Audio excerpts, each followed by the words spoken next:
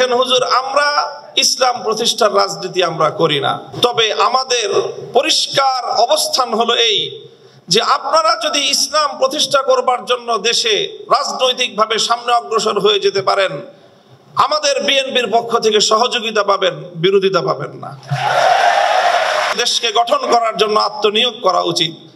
এবং আমি ওনার ব্যক্তিগত জীবন এবং তার অর্থনৈতিক স্বাবলম্বিতা সম্পর্কে যে তথ্য আমরা জানি, সেটা আসলেই বিস্মিত হওয়ার মতো যে 3 বার বাংলাদেশের রাষ্ট্রপ্রধান, প্রধানমন্ত্রী থাকা পরেও তার অর্থনৈতিক যে সক্ষমতা, তার যে সাধারণ মাত্রা, সেটা বিস্মিত হওয়ার মতোই।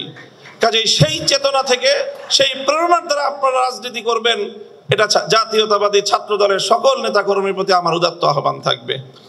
দ্বিতীয় আরেকটি কথা আমি বেগম জিয়ার উদ্ধৃতিতে আজকের এই মঞ্চে আমি উচ্চারণ করতে চাই। দেখেন, দীর্ঘ একটা সময় একসঙ্গে আমরা যুগপৎ রাজনীতি করেছি, জোটবদ্ধ রাজনীতি করেছি, আন্দোলন করেছি, সরকার গঠন করেছি। আমাদের রাজনীতির মুখ্য উদ্দেশ্য হলো আল্লাহর জমিনে আল্লাহর দ্বীন প্রতিষ্ঠিত করা, আল্লাহর জমিনে খেলাফত ব্যবস্থা কায়েম করা। এটাই হলো আমার রাজনীতির মূল দর্শন। তবে আপনারা যেই রাজনীতি করেন, সেই রাজনীতির সাথে আমাদের রাজনীতির কিছুটা পার্থক্য আছে। সেই পার্থক্যের জায়গাটুকুও বুঝতে হবে এবং সেখান থেকে আপনাদের দায়িত্ব এবং ভূমিকার কথাও আমি বলছি, আমার বক্তব্য দিয়ে নয়, বরং আপনার নেত্রীর উদ্ধৃতি দিয়ে।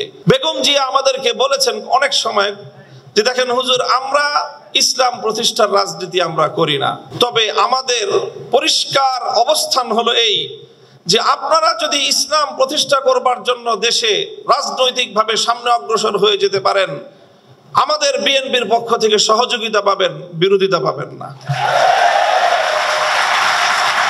এই যে আজকে হাবিবুন নবী খান সোহেল ভাই যে কথাটা বললেন, অনেকেই বিএনপি এবং আওয়ামী লীগকে এক পাল্লায় পরিমাপ করে। আমি মনে করি এটা অনেক বড় অবিচার। আওয়ামী লীগ ইসলামিক রাজনৈতিক সংগঠন নয়, বিএনপিও ইসলামিক রাজনৈতিক সংগঠন নয়, তবে এই দুটির মধ্যে ঐতিহাসিক অনেক ব্যবধান রয়েছে।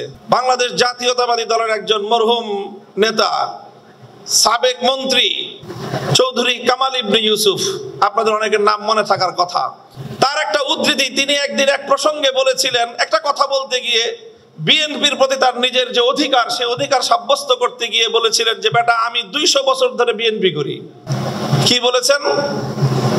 200 বছর ধরে আমরা বিএনপি করি।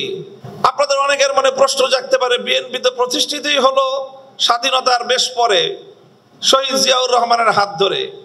আর চৌধুরী কামাল ইবনে ইউসুফের বয়স কত? 60-70 বছর। তো বিএনপিও তো 50 বছর আগে জন্ম নেয় নাই। চৌধুরী কামাল ইবনে ইউসুফের বয়সও 50 বছর নয়। তো ওই বেটা কিভাবে 200 বছর ধরে বিএনপি করে? আপনাকে বিএনপির ঐতিহাসিক রাজনৈতিক আপনাদের অবশ্যই ধারণ করতে হবে।